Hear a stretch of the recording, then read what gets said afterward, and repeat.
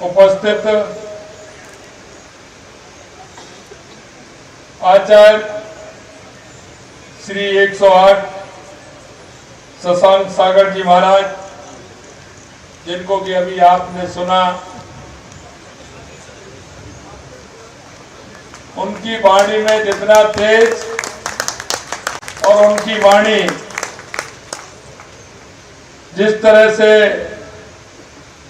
हमको एक रास्ता दिखाने का काम करती है, ऐसे महाराज शशांक सागर जी, जिनका हमें मार्गदर्शन मिला, ऐसे मुनि श्री 108 श्री पवन सागर जी महाराज, मुनि श्री 108 श्री समत्व सागर जी महाराज, मुनि श्री 108 अर्चित सागर जी महाराज, मुनि श्री 108 सुभद्र सागर जी महाराज, मुनि श्री 108 श्री शील सागर जी महाराज, मुनि श्री 108 श्री संदेश सागर जी महाराज।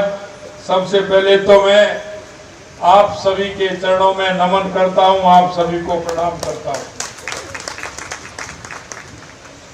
आज के इस अवसर पर मंच पर उपस्थित हमारी जयपुर की लोकप्रिय सांसद श्रीमती मंजू शर्मा जी, हमारे पार्टी के वरिष्ठ नेता मालवीय नगर से विधायक सम्मानीय कालीचरण सराफ जी, जैन सभा के अध्यक्ष सुभाष चंद्र जैन साहब, सुधांशु जी कासलीवाल साहब, सीपी पाड़िया साहब, राजीव जी जैन साहब गाजियाबाद, प्रवीण जी बड़दत्ता जी, राहुल जैन साहब, उमराव मल जी संघीय अध्यक्ष महावीर स्कूल, पुनीत कर्णावत जी, सुनील कोठारी जी, और इस कार्यक्रम में आए सभी मेरे पूजा योग बुजुर्गों, नौजवान दोस्तों और मेरी सभी माता बहनों, सबसे पहले तो मैं आप सभी के चरणों में नमन करता हूं, अभिनंदन करता हूं और आप सभी को वंदन करता हूं।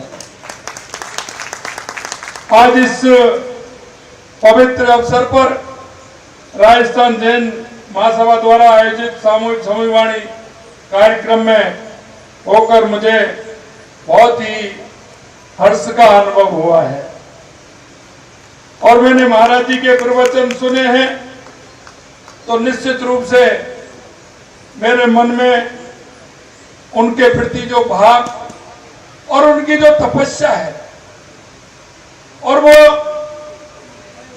राष्ट्र को जिस तरह से रास्ता दिखाने का काम कर रहे हैं, निश्चित रूप से मैं दिल की गहराइयों से सभी संत मुनि जी को इस बात के लिए कि आज मैं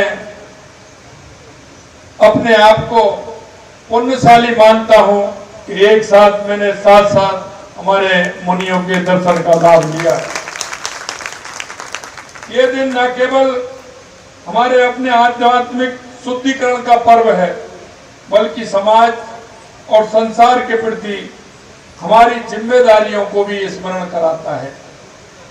जैन धर्म क्षमा याचना का बहुत महत्व है। जैन धर्म के अंदर क्षमा याचना से आत्मशुद्धि होती है और जिसमें व्यक्ति अपनी गलतियों को स्वीकार करता है, उनके लिए वो क्षमा मांगता है और क्षमा मांगते हुए, क्योंकि क्षमा याचना से संबंधों में सुधार होता है, क्योंकि वह एक दूसरों को महसूस करता है कि आप उनकी भावनाओं का सम्मान करते हैं। क्षमा याचना से मानसिक शांति भी मिलती है, क्योंकि यह व्यक्ति को अपनी गलतियों के बोझ से मुक्ति दिलाती है। क्षमा याचना आध्यात्मिक विकास में मदद करती है, क्योंकि यह व्यक्ति को अपने कर्मों के परिणाम को स्वीकार करने और उन्हें शुद्ध करने का अवसर भी देती है। क्षमा याचना समाज में सद्भावना फैलाती है, क्योंकि ये दूसरों को ये महसूस कराती है कि आप उनके प्रति सहानुभूति भी रखते हैं। जैन समाज क्षमा याचना के महत्व को बढ़ावा देता है, अपने सदस्यों को आत्मशुद्धि, मानसिक शांति प्राप्त करने में मदद भी करता है। गलती होना मनुष्य का स्वाभाविक गुण है, लेकिन उस गलती को स्वीकार करते हुए क्षमा मांग लेना यह बहुत बड़ा मानवीय गुण भी है और इसके साथ सामने वाले को क्षमा करना भी बहुत बड़ी बात होती है। यह काम कोई वीर ही कर सकता है। इसलिए कहा गया है क्षमा वीरस्य भूषणम। आज क्षमा वाणी के अवसर पर मैं भी जाने अनजाने में जो गलतियां हुई हैं, मैं उसके लिए भी आप सभी से क्षमा मांगता हूं। जैन धर्म पूरे विश्व को शांति और सद्भाव से रहने का संदेश देता है, क्योंकि जब गलतियों के लिए क्षमा मांग ली जाती है तो अपने आप ही सारे गिले शिकवे दूर हो जाते हैं।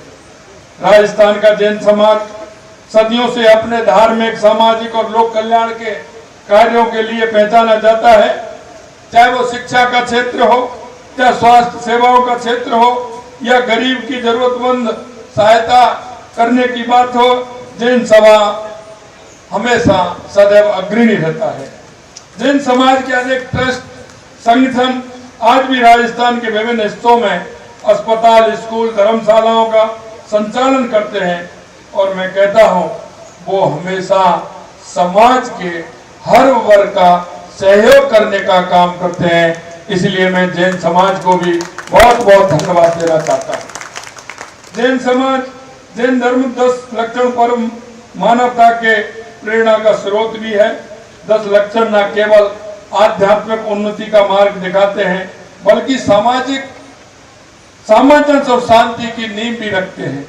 इन गुणों का अनुकरण कर हम न केवल अपने जीवन को शुद्ध करते हैं, बल्कि समाज और देश को भी सुखी और समृद्ध बनाने का काम करते हैं। जैन धर्म सत्य, अहिंसा, अपरिग्रह, ब्रह्मचर्य, असत्य की शिक्षाएं आज के युग में उतनी प्रासंगिक हैं जितनी पहले थी। और व्यक्ति कुछ भी सोचता है, लेकिन उनके मन में कहीं ना कहीं भाव पैदा होता है, और उस भाव से जब वो काम करता है तो निश्चित रूप से उसको मन को भी शांति मिलती है। अहिंसा का सिद्धांत केवल शारीरिक हिंसा से बचने की बात नहीं करता, बल्कि मानसिक और वाचिक हिंसा से भी दूर रहने की प्रेरणा देता है। दूसरे के प्रति करुणा, संवेदना का भाव रखना चाहिए। अंत में मैं राजस्थान के समस्त जैन समाज की प्रशंसा भी करता हूं, जिन्होंने इन मूल्यों को अपने जीवन में अपनाया और समाज के उत्थान के लिए निरंतर कार्य भी किया है।